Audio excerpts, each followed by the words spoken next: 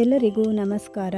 ಇವತ್ತಿನ ವಿಡಿಯೋದಲ್ಲಿ ಈ ವರ್ಷದ ಮೊದಲ ಅಂಗಾರಕ ಸಂಕಷ್ಟಹರ ಚತುರ್ಥಿಯ ಬಗ್ಗೆ ತಿಳಿದುಕೊಳ್ಳೋಣ. ಅಂಗಾರಕ ಸಂಕಷ್ಟ ಚತುರ್ಥಿ ಅಂದರೆ ಏನು? ಇದು ಯಾಕೆ ಇಷ್ಟೊಂದು ಶಕ್ತಿಶಾಲಿ? ಈ ದಿನ ನಾವು ಒಂದು ಸಣ್ಣ ತಪ್ಪು ಮಾಡಿದರೂ ಏನಾಗುತ್ತೆ? ಸರಿಯಾಗಿ ಪೂಜೆ ಮಾಡುವುದರಿಂದ ಏನೆಲ್ಲ ಫಲಗಳು ನಮಗೆ ದೊರೆಯುತ್ತದೆ ಅಂತ ಇವತ್ತಿನ ವಿಡಿಯೋದಲ್ಲಿ ನೋಡೋಣ. ಹಾಗಾಗಿ ವಿಡಿಯೋನ ಎಲ್ಲೂ ಸ್ಕಿಪ್ ಮಾಡದೆ ಕೊನೆವರೆಗೂ ನೋಡಿ. ಹಾಗೆಯೇ ವಿಡಿಯೋ ಇಷ್ಟ ಆದರೆ ಒಂದು ಲೈಕ್ ಮಾಡಿ. ಸಾಮಾನ್ಯವಾಗಿ ಸಂಕಷ್ಟಹರ ಚತುರ್ಥಿ ಪ್ರತಿ ತಿಂಗಳು ಬರುತ್ತೆ.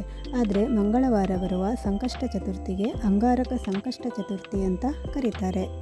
ಅಂಗಾರಕ ಅಂದರೆ ಮಂಗಳ ಗ್ರಹ ಶಕ್ತಿ, ಧೈರ್ಯ, ಕರ್ಮ ಮತ್ತು ಸಂಕಷ್ಟಗಳನ್ನು ಪ್ರತಿನಿಧಿಸುತ್ತದೆ.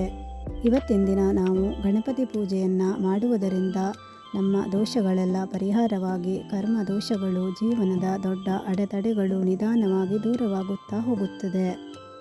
ಪುರಾಣ ಮತ್ತು ಶಾಸ್ತ್ರಗಳ ಪ್ರಕಾರ ಭಕ್ತರು ಭಕ್ತಿಯಿಂದ ಗಣಪತಿಯನ್ನು ಪೂಜಿಸಿದಾಗ ಗಣಪತಿ ಸ್ವಯಂವಾಗಿ ಎಲ್ಲ ವಿಘ್ನವನ್ನು ನಾಶ ಮಾಡುತ್ತಾನೆ. ಒಮ್ಮೆ ದೇವತೆಗಳಿಗೂ ಸಂಕಷ್ಟ ಬಂದಾಗ ಅವರು ಅಂಗಾರಕ ಸಂಕಷ್ಟ ಚತುರ್ಥಿ ದಿನ ಗಣಪತಿಯನ್ನು ಆರಾಧಿಸಿ ಪರಿಹಾರವನ್ನು ಕಂಡುಕೊಳ್ಳುತ್ತಾರೆ ಅಂತ ಪುರಾಣದಲ್ಲಿ ಪ್ರತೀತಿ ಇದೆ. ಅದಕ್ಕೆ ಈ ದಿನವನ್ನು ಸಂಕಷ್ಟ ನಾಶದ ದಿನ ಅಂತಲೂ ಕರೀತಾರೆ.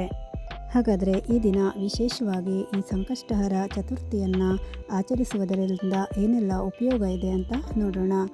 ಮೊದಲನೇದಾಗಿ ಸಾಲದ ಬಾಧೆ ಅಂದರೆ ನಿಮಗೆ ಹಣಕಾಸಿನ ಸಮಸ್ಯೆ ಇದ್ದರೆ ಇದು ಕೂಡ ದೂರವಾಗುತ್ತಾ ಹೋಗುತ್ತದೆ. ಉದ್ಯೋಗ ಸಿಗದೇ ಇದ್ದವರು ಕೂಡ ಗಣಪತಿಯನ್ನು ಆರಾಧನೆ ಮಾಡುವುದರಿಂದ ನಮಗೆ ಕ್ರಮೇಣ ಕೆಲಸವೂ ಕೂಡ ಸಿಗುತ್ತದೆ. ನಿಮ್ಮ ಉದ್ಯೋಗ ಮತ್ತು ವ್ಯವಹಾರಗಳಲ್ಲಿ ನಿಮಗೆ ಪದೇ ಪದೇ ನಷ್ಟ ಆಗ್ತಾ ಇದ್ದರೆ ನೀವು ಈ ಸಂಕಷ್ಟಹರ ಚತುರ್ಥಿಯನ್ನು ಆಚರಣೆ ಮಾಡಬಹುದು. ಮತ್ತು ವಿಶೇಷವಾಗಿ ಆರೋಗ್ಯ ಸಮಸ್ಯೆ ಇರುವವರು ಮತ್ತು ಮದುವೆ ತುಂಬಾ ವಿಳಂಬ ಆಗ್ತಾ ಇದ್ದರೆ ಇವರು ಕೂಡ ಈ ಸಂಕಷ್ಟಹರ ಚತುರ್ಥಿಯನ್ನು ಆಚರಣೆ ಮಾಡಬಹುದು. ಮನಸ್ಸಿಗೆ ಶಾಂತಿ ಇಲ್ಲದವರು ಕೂಡ ಇದನ್ನು ಸಂಕಷ್ಟಹರ ಚತುರ್ಥಿಯನ್ನು ಆಚರಣೆ ಮಾಡಿದರೆ ನಮ್ಮ ಮನಃಶಾಂತಿಯೂ ಕೂಡ ಲಭಿಸುತ್ತದೆ. ಒಟ್ಟಿನಲ್ಲಿ ಹೇಳಬೇಕೆಂದರೆ ನಮ್ಮ ಎಲ್ಲ ಕಷ್ಟಗಳಿಗೂ ಕೂಡ ಈ ಒಂದು ಸಂಕಷ್ಟಹರ ಚತುರ್ಥಿಯನ್ನು ನಾವು ಆಚರಣೆ ಮಾಡುವುದರಿಂದ ಎಲ್ಲ ಕಷ್ಟಗಳು ನಷ್ಟಗಳು ಕೂಡ ದೂರವಾಗಿ ಒಳ್ಳೆಯ ಶುಭ ಫಲಗಳು ನಮಗೆ ದೊರೆಯುತ್ತದೆ. ಈಗ ಪೂಜಾ ವಿಧಾನವನ್ನು ನೋಡೋದಾದರೆ ಮುಂಜಾನೆ ಬೆಳಿಗ್ಗೆ ಎದ್ದು ನಾವು ಸ್ನಾನವನ್ನು ಮಾಡಿ ಒಳ್ಳೆಯ ಶುಭ್ರವಾದ ಮಡಿ ಬಟ್ಟೆಯನ್ನು ಧರಿಸಿ ಮನಸ್ಸಿನಲ್ಲಿ ಗಣಪತಿಯನ್ನು ಸ್ಮರಣೆ ಮಾಡಬೇಕು. ಪೂಜೆಯ ಸಮಯದಲ್ಲಿ ಗಣಪತಿ ಫೋಟೋಗೆ ಅಥವಾ ಮೂರ್ತಿಗೆ ನಾವು ದೂರ್ವೆ, ಹೂವು, ತುಪ್ಪದ ದೀಪ, ನೈವೇದ್ಯಕ್ಕೆ ಮೋದಕ, ಉಂಡೆ ಇವುಗಳನ್ನೆಲ್ಲ ಇಡಬೇಕು. ನಂತರ ಓಂ ಗಣಪತಯೇ ನಮಃ ಅಂತ ಕನಿಷ್ಠ 108 ಬಾರಿ ಜಪಿಸಬೇಕು.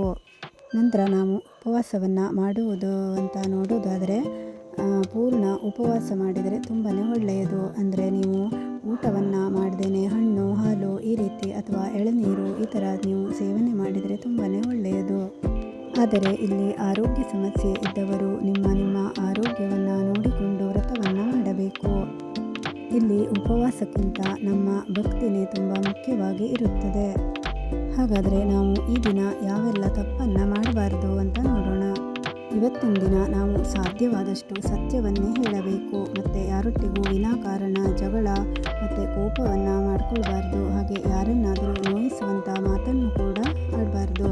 ಸಾಧ್ಯವಾದಷ್ಟು ಸಾತ್ವಿಕವಾದ ಆಹಾರವನ್ನೇ ಸೇವಿಸಬೇಕು. ನಾವು ಈ ರೀತಿ ತಪ್ಪನ್ನು ಮಾಡಿದರೆ ಇದರಿಂದ ನಮಗೆ ಪೂಜೆಯ ಫಲ ಪೂರ್ತಿ ನಮಗೆ ಸಿಗುವುದಿಲ್ಲ. ಹಾಗಾಗಿ ನಾವು ಈ ತಪ್ಪನ್ನು ಮಾಡಬಾರದು. ಈ ರೀತಿ ನಮ್ಮ ಪುರಾಣ ಮತ್ತು ಶಾಸ್ತ್ರಗಳಲ್ಲಿ ಪ್ರತೀತಿ ಇದೆ. ಈ ವರ್ಷದ ಮೊದಲ ಅಂಗಾರಕ ಸಂಕಷ್ಟ ಚತುರ್ಥಿ ನಿಮ್ಮ ಜೀವನದ ಸಂಕಷ್ಟವನ್ನೆಲ್ಲ ದೂರ ಮಾಡಲಿ. ಶ್ರದ್ಧಾ ಭಕ್ತಿಯಿಂದ ಗಣಪತಿಯನ್ನು ಆರಾಧನೆ ಮಾಡಿ ನಿಮ್ಮ ಸಮಸ್ಯೆಯನ್ನು ಪರಿಹಾರ ಮಾಡಿಕೊಳ್ಳಿ. ಈ ವಿಡಿಯೋ ನಿಮಗೆ ಇಷ್ಟವಾದರೆ ದಯವಿಟ್ಟು ಲೈಕ್ ಮಾಡಿ. ಹಾಗೆಯೇ ನನ್ನ ಚಾನೆಲ್ನೂ ಕೂಡ ಸಬ್ಸ್ಕ್ರೈಬ್ ಮಾಡಿಕೊಳ್ಳಿ.